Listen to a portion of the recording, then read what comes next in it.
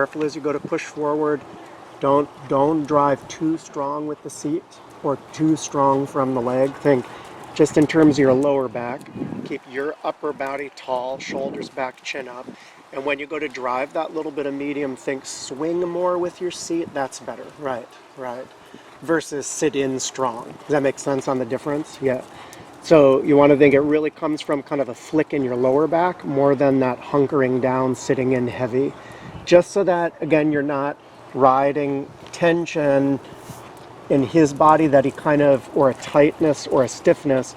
You're not riding the feeling that he's giving you. You're riding the feeling you want. So you're kind of going, I'm going to sit loose when I drive instead of sit strong when I drive, so that you don't drive off braced.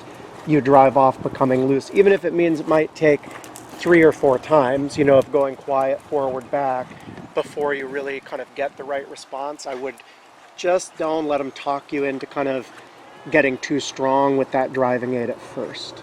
I think it's so important with him, especially with the canter, about going, really finding that way without getting him stronger in the hand, but of where you can kind of use some of that forward back work and really get his back to unlock more and more. Because I can see him and envision in him taking still kind of bigger, deeper steps under his body with his hind legs without taking bigger strides out over the ground with the front leg, if that makes sense.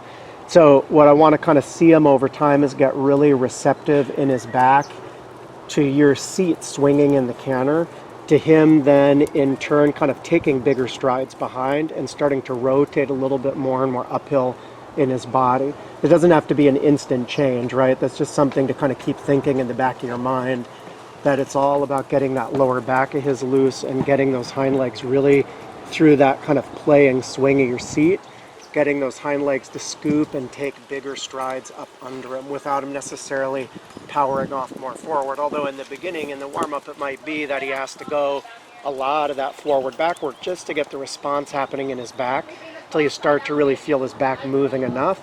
And then over time, using more of those walk canters and things and the canter walk